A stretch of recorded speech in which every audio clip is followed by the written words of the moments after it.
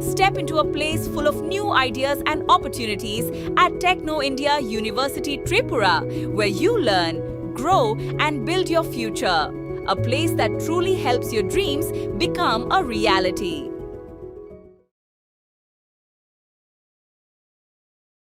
ত্রিপুরা সিপাহীজলা জেলা মজিদাবাড়ি ভারত বাংলাদেশ সীমান্ত এলাকা থেকে 20 লক্ষ টাকার নিষিদ্ধ গাঁজা উদ্ধার তদন্তে পুলিশ।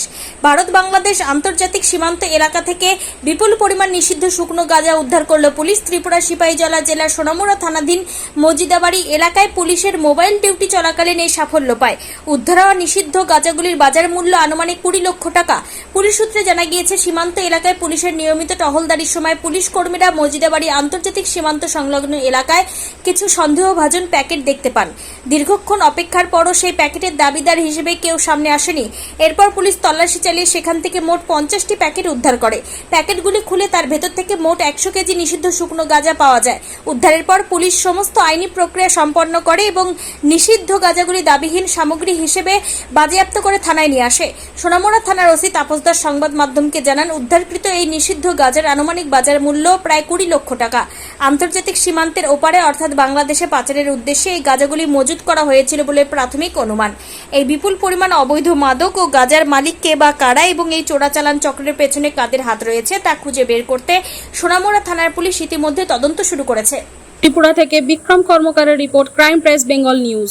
যে শ্রীমন্তপুর এবং দনপুর মাঝামাঝি যে মাজিদাবাড়ি বর্ডার রোডের পাশে জঙ্গলে মোট 50টি গাঁজা প্যাকেট উদ্ধার করা হয়, যেগুলি কালো রঙের সেলু টেপ দিয়ে পেঁচানো ছিল।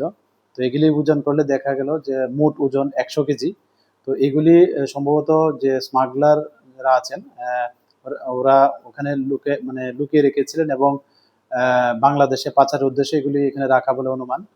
তো এটা যে অপারেশনটা এটাতে লিড করেছে আমাদের যে বিউপি শ্রীমন্তপুর, ওনারা লিড করেছেন। তো এই নিয়ে এই যে গাঁজাগুলি আনক্লেম হিসেবে সিজার করা হয় এবং আমাদের সোনামুড়া থানাতে এ নিয়ে একটা ইনকোয়ারি স্টার্ট হয় যে এগুলার প্রকৃত মালিকানা কে এবং এগুলির সঙ্গে কে বা কারা যুক্ত আছে। তো আমরা যাকেই এই যে ইলিগেল গাঁজাগুলি আছে আমরা যুক্ত থাকার প্রমাণ পাই, তো তাদের এভিডেন্সের উপর বেস করে আমরা অবশ্যই তাদের এগেনস্টে যা আইনত ব্যবস্থা নেওয়ার আমরা নেব এবং এগুলির যে আনুমানিক কালোবাজার মূল্য প্রায় 20 লাখ টাকার মতো হবে। Thank you. Step into a place full of new ideas and opportunities at Techno India University Tripura, where you learn, grow, and build your future. A place that truly helps your dreams become a reality.